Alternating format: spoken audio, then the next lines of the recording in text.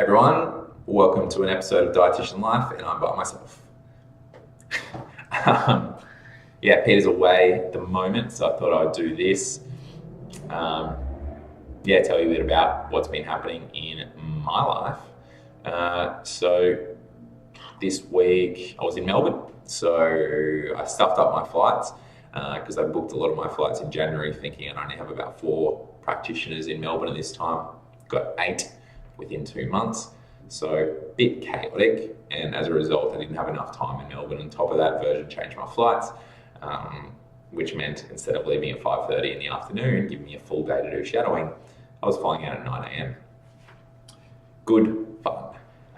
So as a result, I'm now going to go back twice in April for 4 weeks, just to try and tick that off, with a new manager starting there. So while I was in Melbourne, though, I got to catch up with pretty much everyone except one practitioner, which sucked. But there was had a medical appointment for a partner, so I completely understand. And had some good meetings. So found out about things I was struggling with. So some practitioners were having difficulty marketing themselves to clients and other allied health professionals. So I gave them some info around how to kind of tweak that and do that better.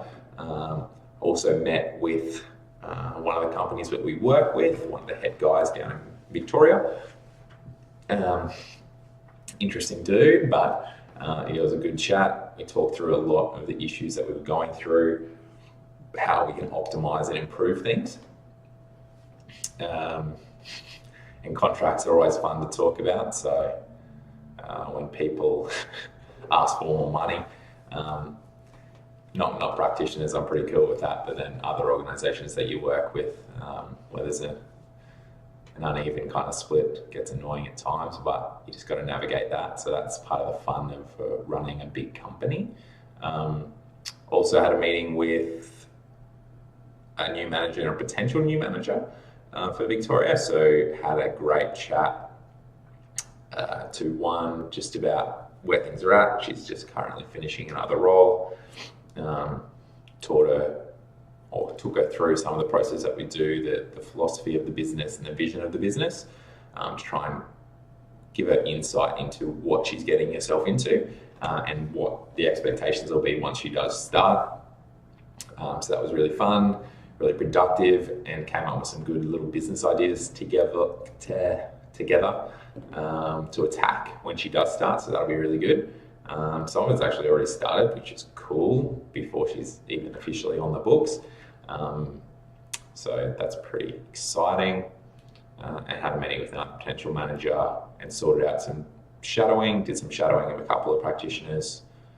Actually only one practitioner, but met individually with almost all practitioners. Just have a bit of a longer chat around how they're going individually outside the group setting, and then how I can help them. And then went home. That marks the end of my 7 weeks of madness of a flight or 2 every week. It was 2 every week. So that took it out of me, if I'm being honest. That definitely took it out of me. Initially it was easy, but having that much, you kind of get behind on a lot, and because you're traveling, you can never get that same rhythm as what you do when you're at home, whether it be just coming into the clinic or it's me doing work at home on my computer. I've got a massive screen, so it's a lot easier than me working on this piddly little laptop screen that I have. It's a great computer, I love it, but the amount of multitasking I can do with a massive screen is ridiculous compared to that thing. And as well as that, it feels right. It's where I've built the business. So once you have that space that you're just the most productive, it's really frustrating not being able to do that. You feel like you can't catch up. So I'm still at that now. Our website, Fuel Your Life website, went down yesterday.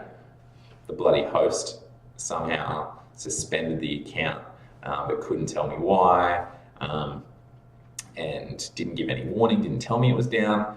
I just woke up to a bunch of messages from practitioners going, can't get into my email, what's going on? So when 30 people can't get into their damn email, it's chaos.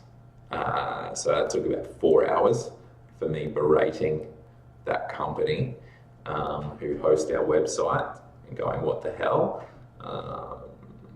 So hopefully that doesn't happen again, because that was infuriating.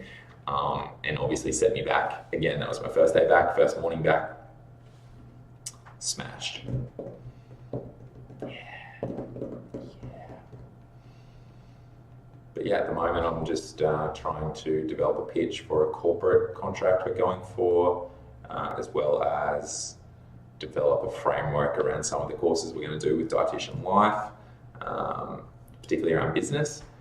And the good news, as you've probably seen on some social media accounts this week, we were announced as finalists in the Australian Small Business Champion Awards. So Fuel Your Life is recognised in the health improvement category, and myself, humbly, was recognised as a finalist in the Young Small Business Champion Entrepreneur category. So that was pretty cool, pretty exciting.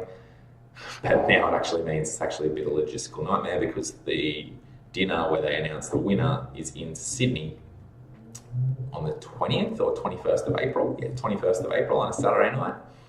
And I'm meant to fly out of the Sunshine Coast in Melbourne on the 22nd. I buy cheap flights, so I can't change it without fees. So there's going to be a bit of figuring out how the hell I'm going to do that, whether I'm going to go to Sydney, return to Sunshine Coast, and like go Saturday morning, come back Sunday morning, and then fly out of Sunshine Coast on Sunday arvo to Melbourne, or I find a way to go Sydney to Melbourne, and then Sunshine Coast to Sydney and Sydney to Melbourne, and then lose one of my flights.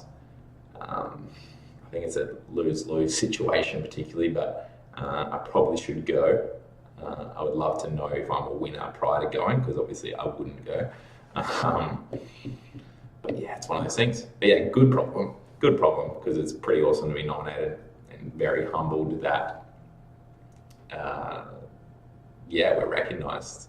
I think we should be recognised. I think we're doing amazing things, but it's still cool that an Australian awards has recognised us, not just local Australian. So that's pretty cool.